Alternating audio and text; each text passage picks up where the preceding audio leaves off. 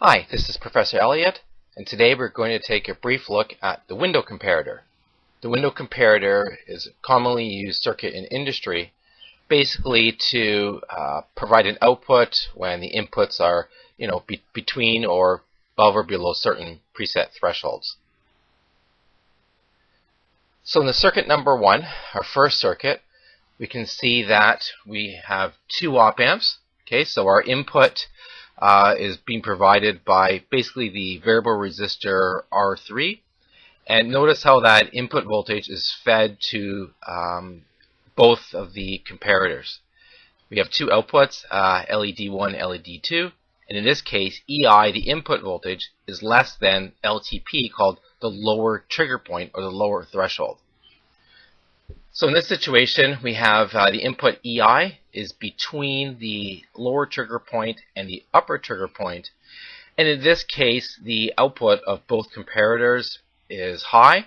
So that means both LED1 and LED2 are turned off, they're reverse biased.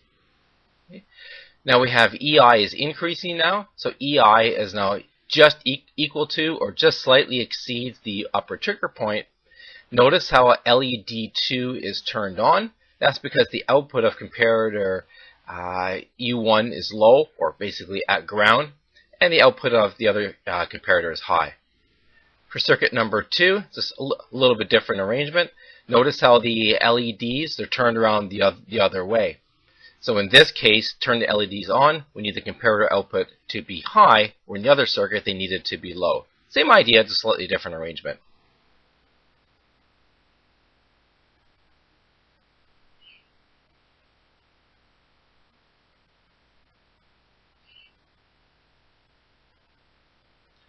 Okay, so here's how we do the calculations for the LTP and UTP. It's just basic voltage divider. So in this circuit, the lower trigger point is equal to 1.36, and the upper trigger point, UTP, is equal to 4.69. And the input voltage is set by the variable potentiometer, which in the real life would come from a pressure transducer or some sort of sensor which provides a variable voltage output. So in the first case, the input voltage is set to Vin, and in this case Vin is greater than or equal to the upper trigger point, which is our 4.69. Therefore LED1 is turned on, so the output of U1 is at plus Vsat, and U2 is at minus Vsat, so therefore LED1 is on and LED2 is off.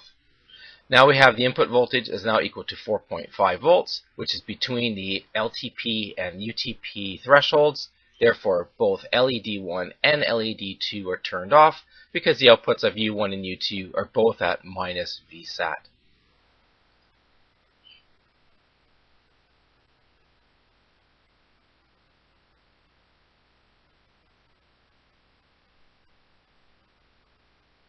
Okay, and this arrangement, the input voltage is down to 0.75. You can see just by adjusting the potentiometer R7, this is how we're simulating our variable input voltage. So in this case, the input voltage is less than or equal to the lower trigger point. Therefore, LED2 is turned on, and LED1 is off. U1 is at minus Vsat, and U1 is at plus Vsat. Okay, for our final circuit, circuit number 3. Okay, so I've added some logic gate circuitry at the output, and added a third LED, so that LED3 will be on when the input is between the lower and upper trigger points. So I just provide just a little bit more control for us.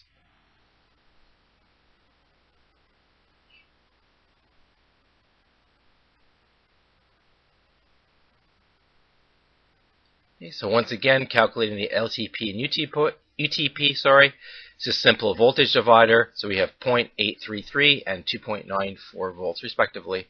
And this time we're running everything off 5 volts, so it's LS-TTL compatible.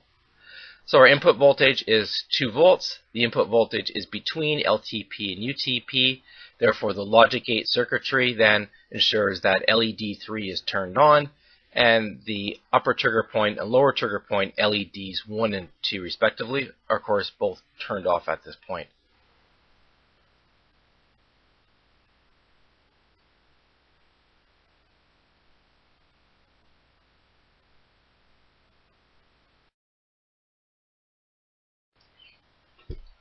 So in this case, our input voltage Vin is equal to 3.2 volts. So Vn is equal to or greater than the upper trigger point.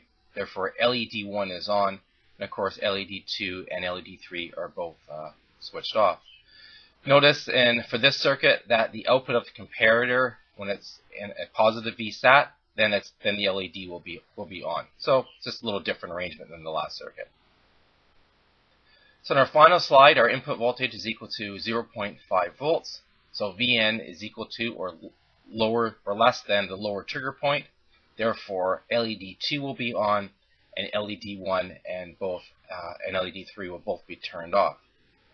So that's pretty much about it. I know we went through this fairly quickly, so I'm going to ask that you spend some time, print out the slides, review this presentation, and make sure you spend the time to understand how this works. Everything is there on the slides for you, because you're going to be building circuits like this in the lab. See ya.